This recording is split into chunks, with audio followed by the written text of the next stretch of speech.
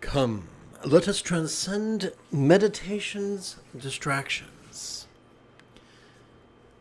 This evening's lesson is drawn from a good-heard question found on Reddit. A question that begins, labeling distracting thoughts as meditation?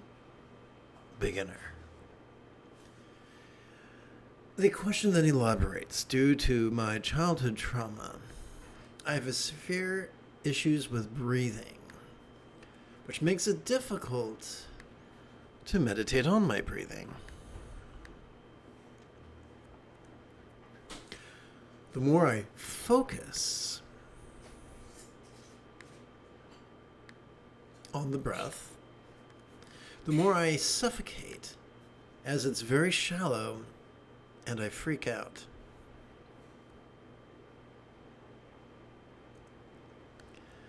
Well, I've got some good news for you, because let me jump back for a second. Contrary to the ravings of majority of people who call themselves meditation teachers, the Buddha did not teach concentration. He taught awareness. He taught mindfulness. That is why there is no mention of distraction in the Eight Noble Truths, the Four Noble Truths, the Eightfold Path, or the Seven Enlightenment Factors. Allow me to elaborate. Sturgeon's Law reminds us that 90% of everything sucks, but no, not in the fun, tingly way. That means that 90% of everybody, including meditation teachers, are enthusiastic proponents of being rigid, fearful, superstitious, controlling, elitist, cryptic, competitive, and cruel. And it is these controlling tendencies and this rigidity that inspires these meditation teachers to implore their students to practice active concentration and active analysis. Such as focusing on breath and finding the right label for distracting thoughts. Now, the only way to perform those activities is to rely upon specific regions of our brain, such as the medial prefrontal cortex or the dorsolateral prefrontal cortex. Now, this prefrontal cortex is Jim Dandy. If you want to compare, contrast, sort, calculate, reason, or edit, this is your jam. But it's kind of like a Stradivarius. It can be overused, and when it is overused, our amygdala, this thing, that lumpy thing that kind of looks like a pea or an almond, it gets stimulated. This amygdala is the seat of anxiety and aggression, and it is not the path to peace. It is not the path to joy. So any meditation method that relies upon focusing and active analysis will take you many places, but neither peace, nor joy, nor love are one of them.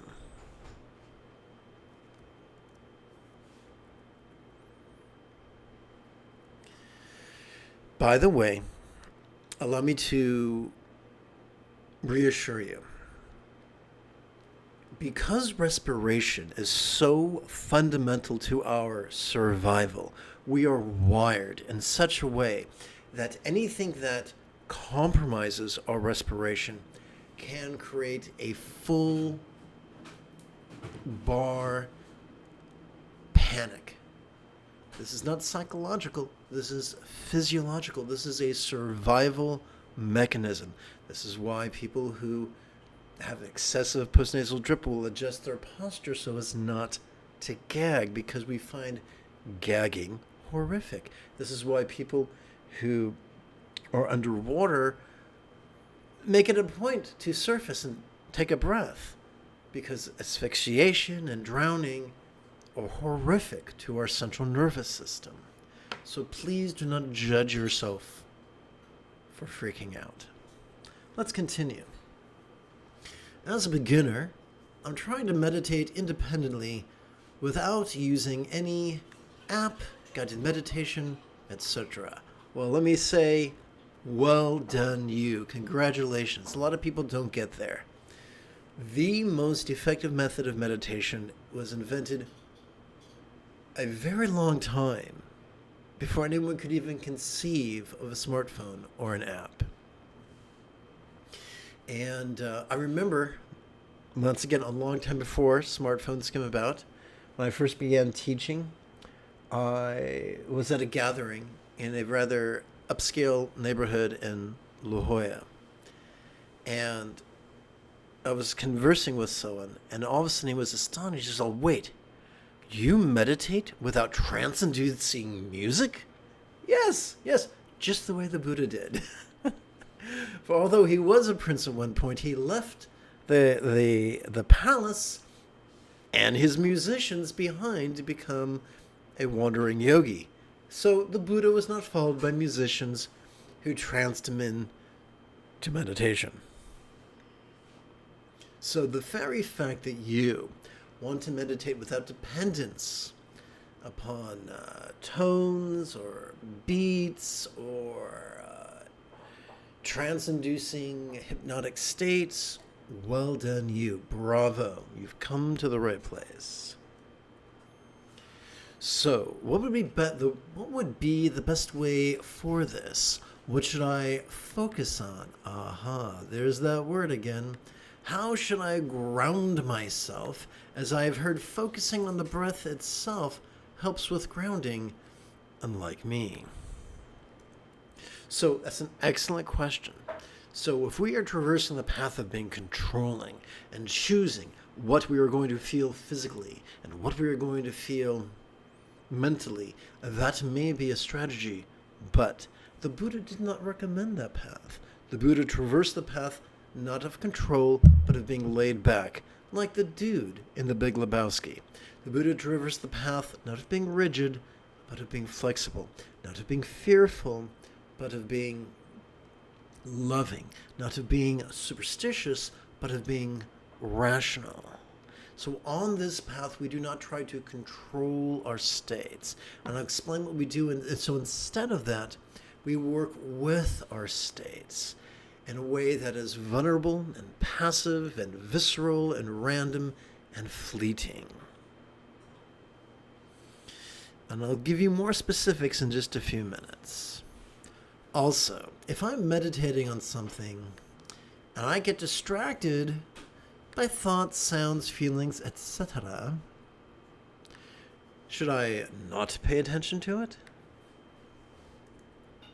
Should I just label it for whatever it is and come back to my meditation object? That is an excellent question. So, deciding on what we're going to label something is a form of active analysis. It relies upon our prefrontal cortex. It stimulates our amygdala, the seat of aggression and anxiety, and it's pretty much the antidote for peace. What's the best thing to do when we notice something? Whether that which we notice is a sight or a sound or a sensation or a flavor or a scent or the like. Whether that which we notice is an emotion or an intention or a thought or a memory or an imagining.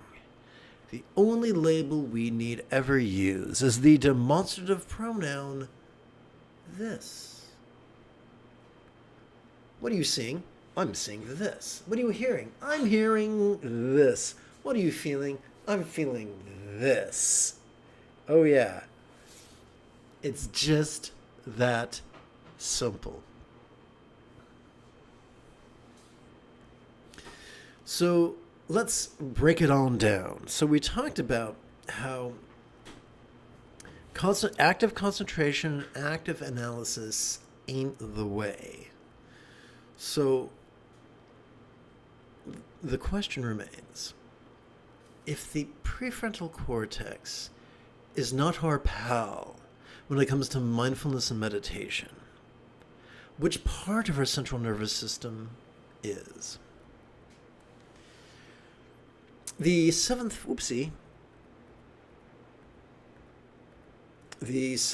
fold of the Buddha's Eightfold Path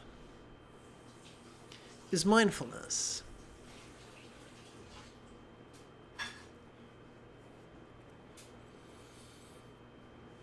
Every time we inhale, whether we know it or not, whether we feel it or not, whether we intend to or not, just because of the way we evolved, we automatically access our sympathetic nervous system, located in the middle third of our spinal cord. This bad boy has evolved to help us perceive in a very special way, to help us perceive vulnerably, passively, viscerally, randomly, and fleetingly.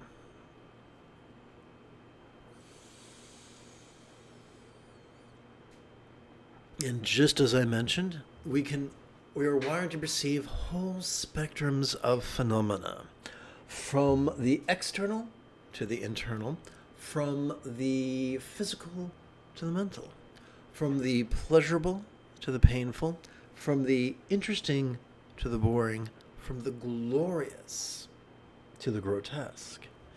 Could that be overwhelming at times? Yeah, sure, you betcha. But evolution gave us a safety valve. Let us consider meditation, the eightfold of the Buddha's Eightfold Path. Every time we exhale, whether we know it or not, whether we mean to or not, whether we are aware of it or not, we are already wired to automatically access our parasympathetic nervous system. This bad boy is located in both the lower third of our spinal cord as well as its upper third. This parasympathetic nervous system has evolved to help us both physically relax as well as mentally release. Now, a completely understandable question is this. Really? It's supposed to help me do those things? Well, then how come I'm not doing those things? How come I'm as nervous as a long-tailed cat in a room full of rocking chairs? Why? Why is that, tough guy?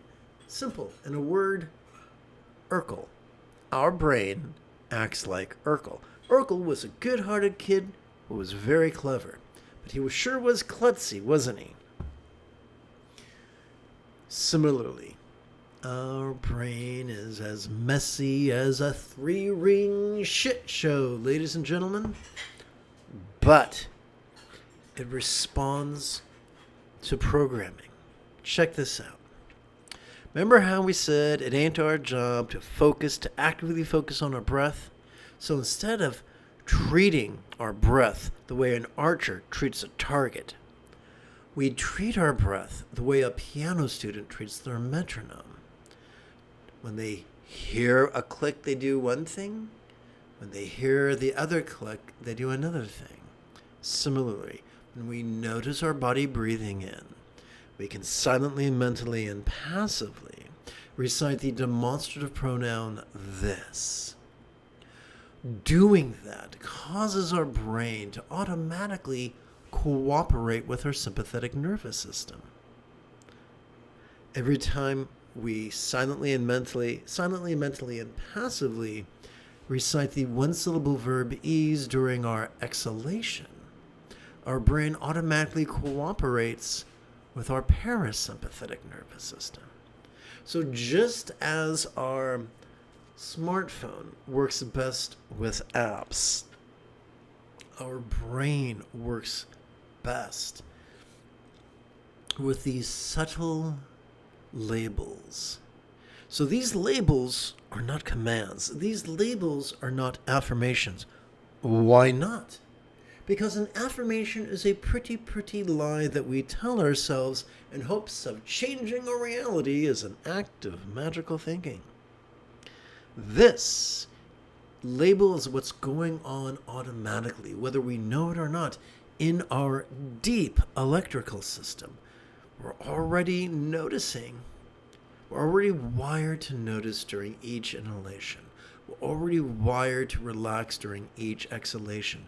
This circuitry is already present.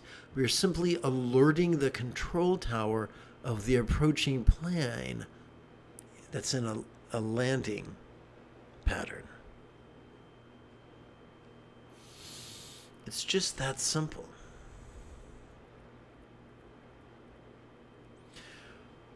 What if enlightenment was nothing mystical? What if enlightenment was simply getting so good at the Eightfold Path that we practice it spontaneously, habitually, easily, and effectively? Did you know that by simply training in mindfulness and meditation every 12 hours or so, we automatically calm, well, let me just phrase this, 50% of the Buddha's Eightfold Path pertains to loving kindness.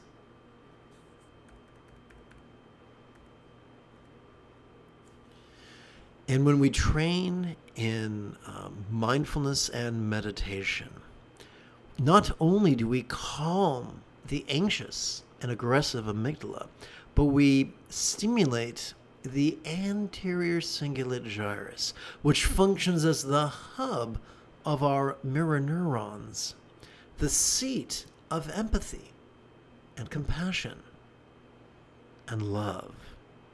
This is exactly why the late Tulku Thondup insisted that we cannot concentrate or reason our way to the greatest love. For the greatest love is spontaneous and uncontrived.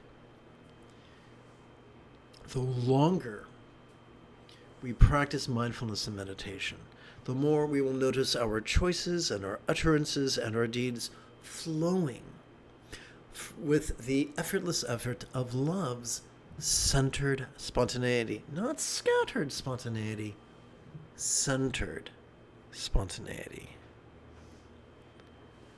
The more we sit in mindfulness,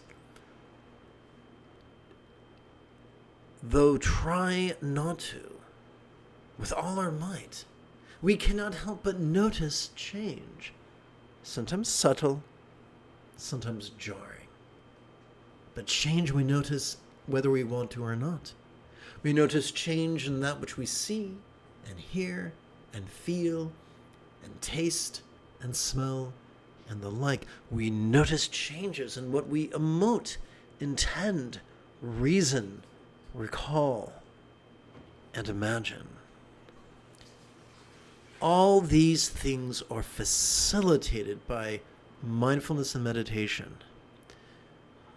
Just as planting a seed in fertile soil and watering it will cause it to sprout.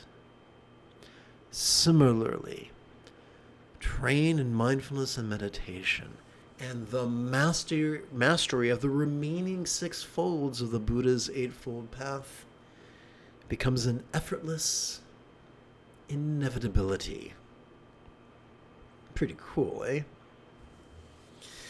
Well, I think it could be kind of fun if together as a team we did a bit of chanting and did a bit of meditating. So let's do this together after approximately 30 seconds of housekeeping. This is Lama Jigme Gyatso of the Buddha Joy Meditation School. For more than 30 years, I've spent about 8 hours a day, almost every day, studying, practicing, mastering, and reverse engineering the teachings and techniques of each school of meditation so that you won't have to. Welcome, my friends, to Meditate Like a Jedi, which is made possible due to the generosity of viewers just like you. So let's turn our attention to the latest iteration of the vast expanse of Diamond Mind, composed in approximately the 6th century by Prahevajra, translated from the Tibetan into English by Yeshe Donden, adapted and amplified by this MOOC which sits before you right now.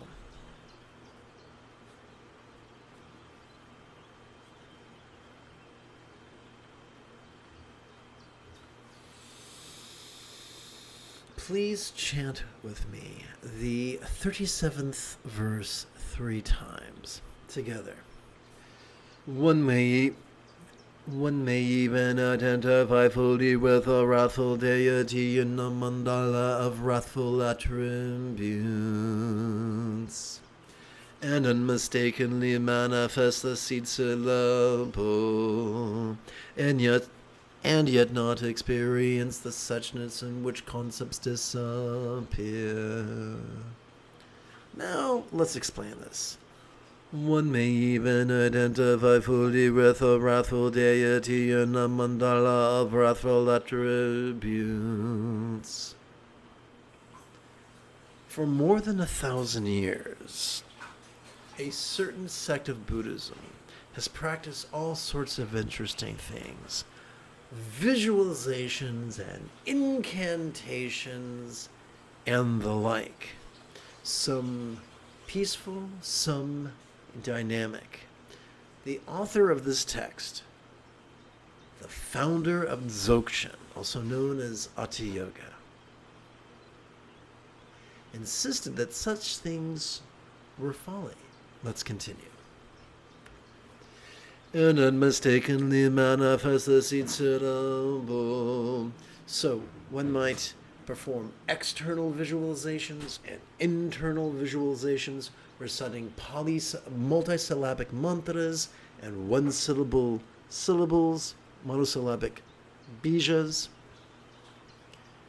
And yet, despite all that effort, and yet not experience the suchness in which concepts disappear. So the word disappear is used metaphorically. So when we practice Hatha Yoga, when we practice the Buddha's meditation, as we relax into our exhalation, whatever we noticed during our previous inhalation could feel less tangible, less permanent, less defining. Now let's view that metaphorically. As we relax into our exhalation, whatever we noticed during the previous inhalation could feel as if it was as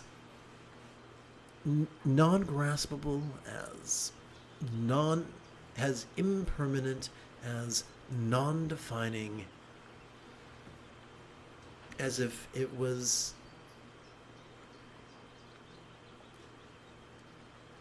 a vast, empty void. As we relax into our exhalation, whatever we noticed during our previous inhalation could feel as if it was as non-graspable as the illusion of the infinite azure sky on a bright and beautiful cloudless morn, which, although is tantalizing to the eye, is intangible to the hand.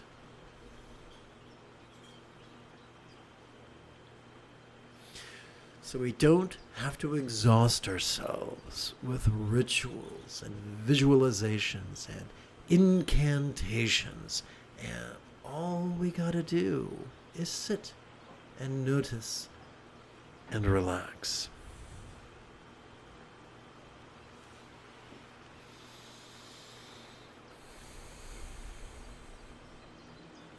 Come, let us embark upon our first set of 144 breaths.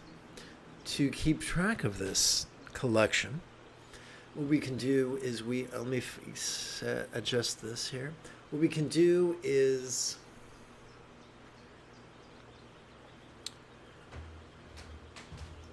gingerly rest the great knuckle at the base of our right index finger upon the tip of our left index finger, and rest these two hands palm up in our lap. Do that, and you might feel subtle sensations at the top of your head, or you might not. It doesn't matter. Now, the interesting question to me is, how do you count to 144 on just 8 fingers and 2 thumbs? Aye, that's the rub. Well, you break it down into 2 groups. What if 144 was just 12 sets of 12 reps? Okay, that's a little more doable, but how do you count 12 reps on 4 fingers and 1 thumb? Glad you asked. As we mentioned, during the inhalation, we silently, mentally, and passively recite the demonstrative pronoun this, and during the exhalation, again, we silently, mentally, and passively recite the one-syllable verb is. Well, during each inhalation, we can advance the tip of our left thumb upon the sets of creases located on our fingers. Please practice with me right now.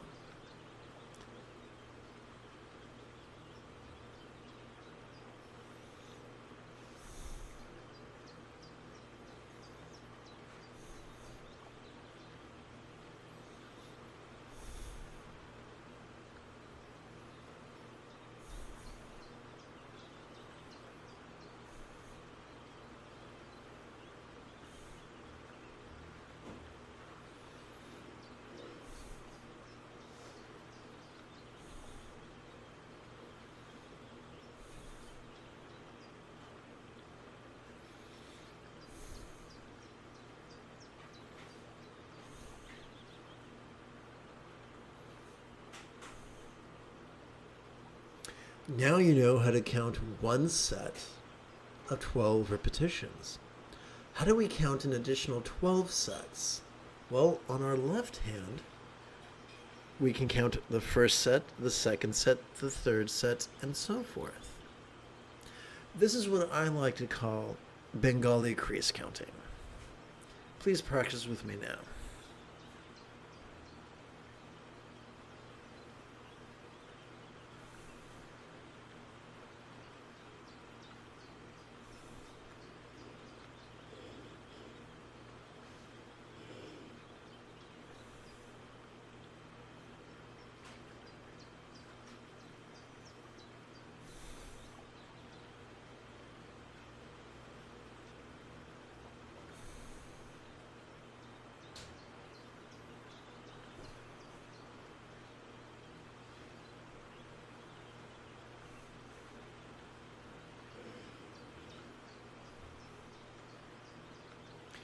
Here's a fun aphorism. Whatever comes, we let it come. Whatever stays, we allow it to stay. Whether it's interesting or boring, pleasurable or painful, glorious or grotesque. Whatever goes, we let it go.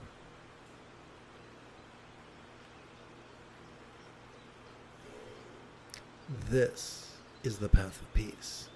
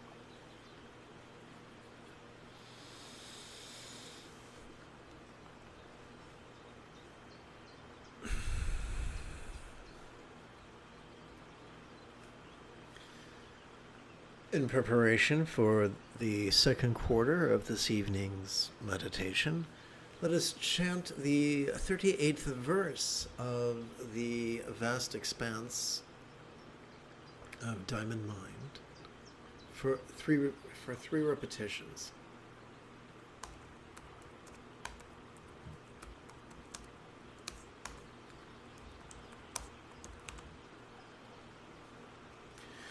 One may crop a palm tree or burn a seed.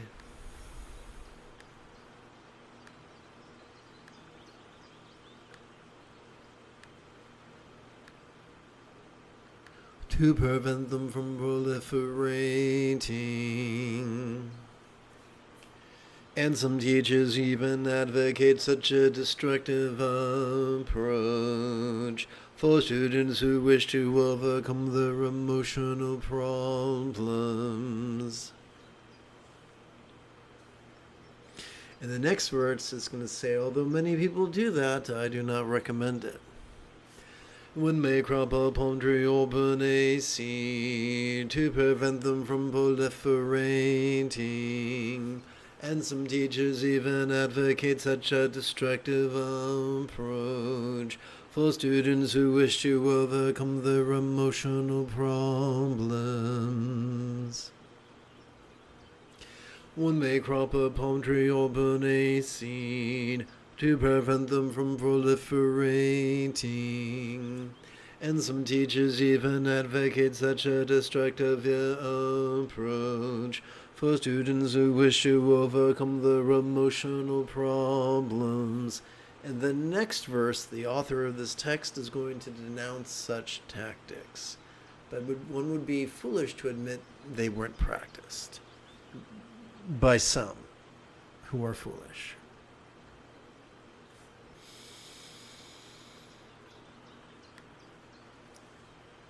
In preparation for our second quarter of the practice, let us rest the great knuckle of our right middle finger gingerly upon the left middle finger, or the tip of our left middle finger, and then rest both these hands palms up in our lap.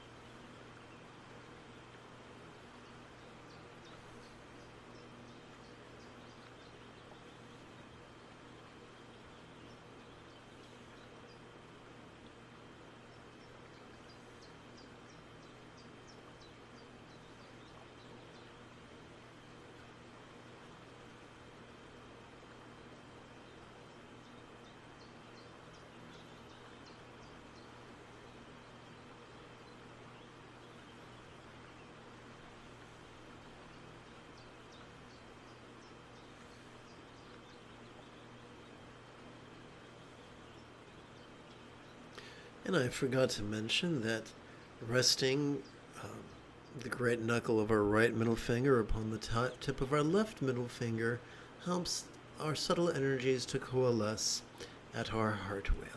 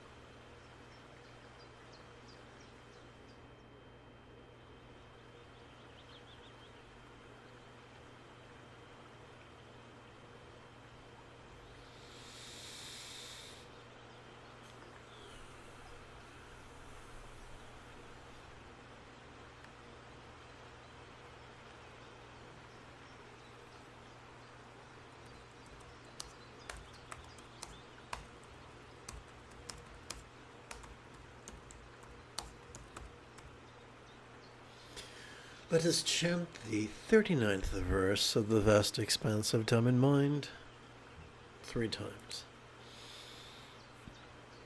Moreover, there are hundreds and even thousands of methods of practice, and they all blossom in their own way.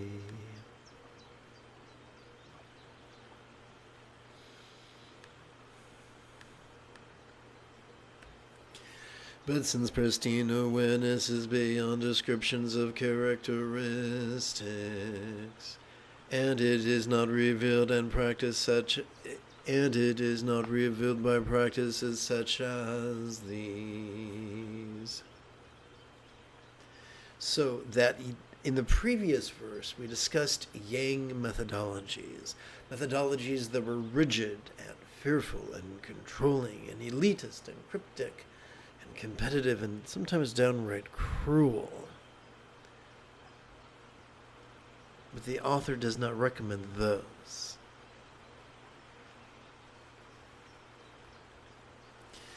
Moreover, there are hundreds and even thousands of methods for practice, and they all blossom in their own way. But since pristine awareness is beyond descriptions of characteristics, and it is not revealed by practices such as these,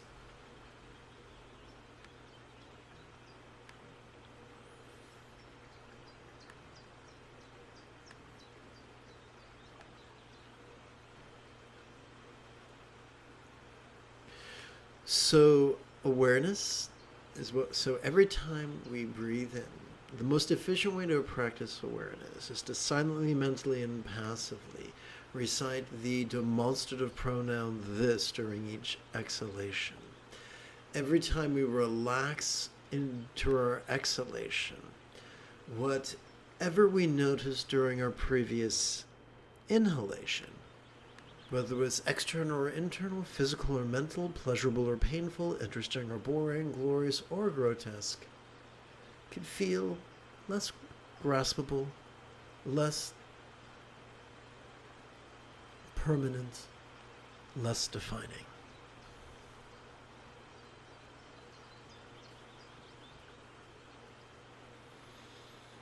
Oh, look at that. 1, 2, 3, 4. Let's hit copy.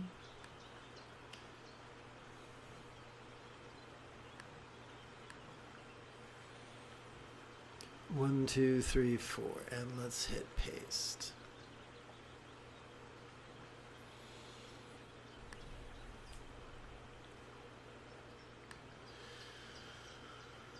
Now that we are in preparation for our third set of 144 rounds, let us gingerly place the great knuckle at the base of our right ring finger and set it gingerly upon the tip of our left ring finger. Then place these two hands palms up in our lap. Doing so helps our subtle energies to coalesce at our navel wheel.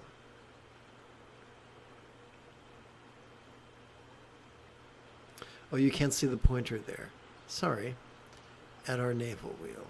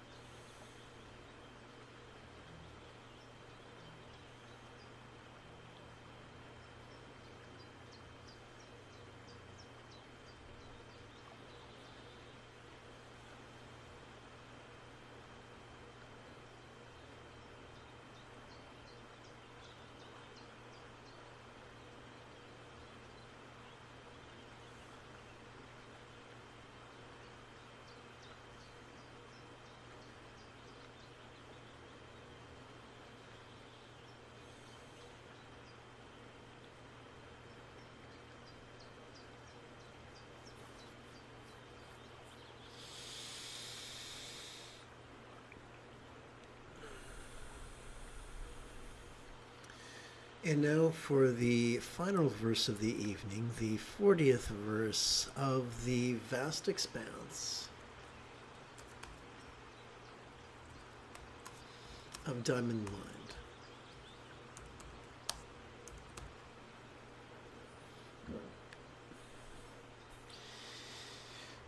Blessed are the yogis who abide continuously in the true condition,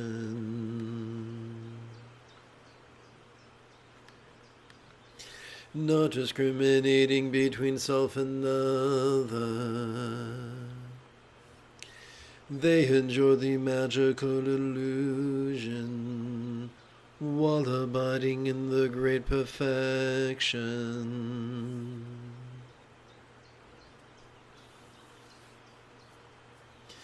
Blessed are the yogis who abide continuously in the true condition,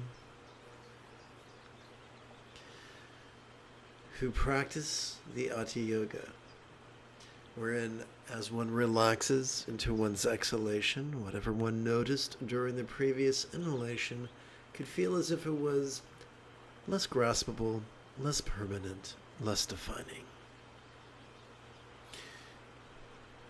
If both self and others seem quite different during our inhalation, but as we relax into our exhalation, both self and others share the same taste of reduced graspability, share the same taste of reduced permanence, share the same taste of reduced defining. So our experience of relaxing into our exhalation is the key to the temporary experience of a kind of non-duality.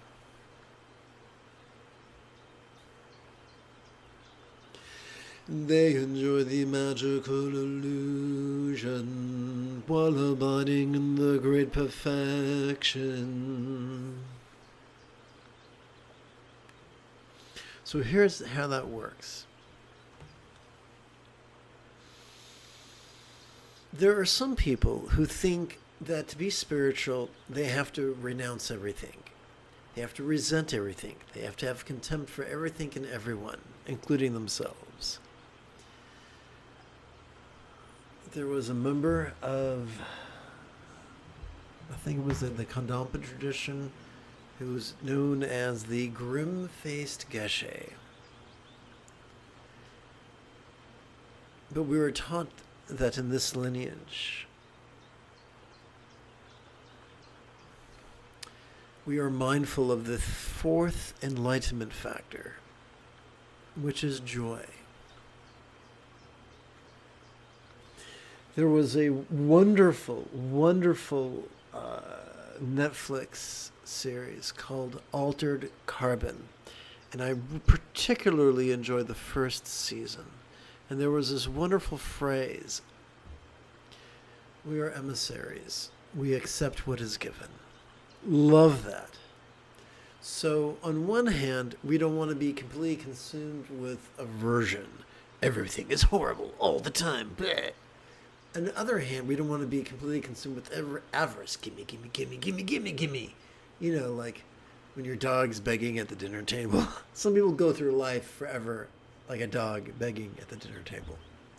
It's easy to be that way. So we want to strike the happy medium. We're going through life where our choices, utterances, and deeds flow with the effortless effort of love's centered spontaneity.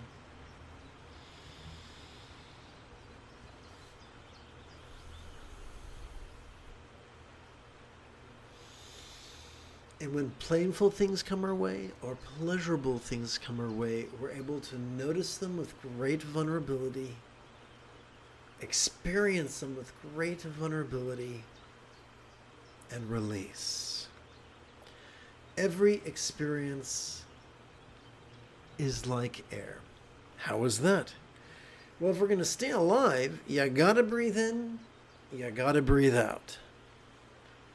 So just as we breathe in air and exhale carbon dioxide, similarly,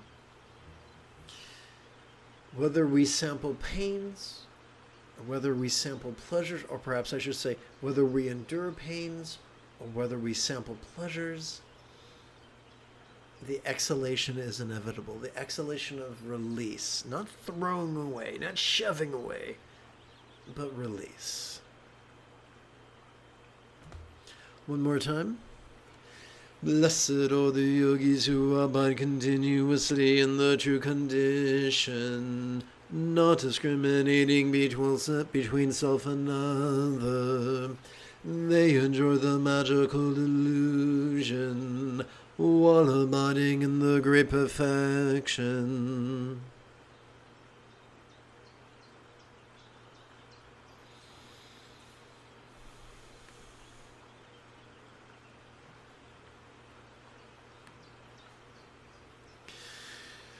Having come to this evening's fourth and final set,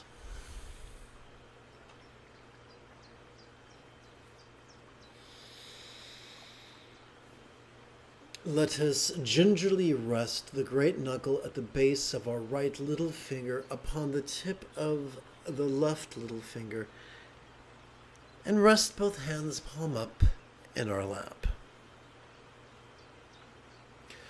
Doing so helps to access the chakra, or the wheel, of our lower abdomen, known poetically as the secret wheel.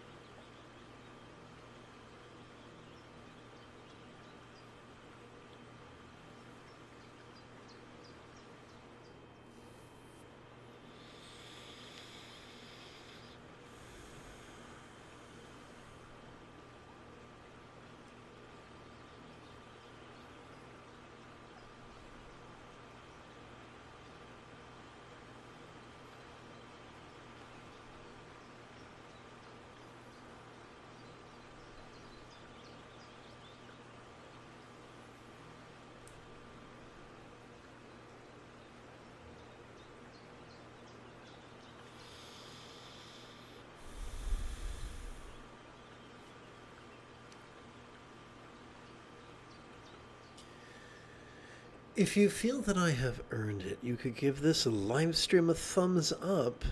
You could even help support this channel.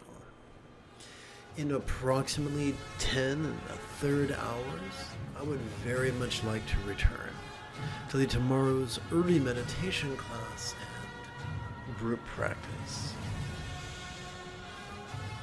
And if you are as geeky as me, may the Force be with you always.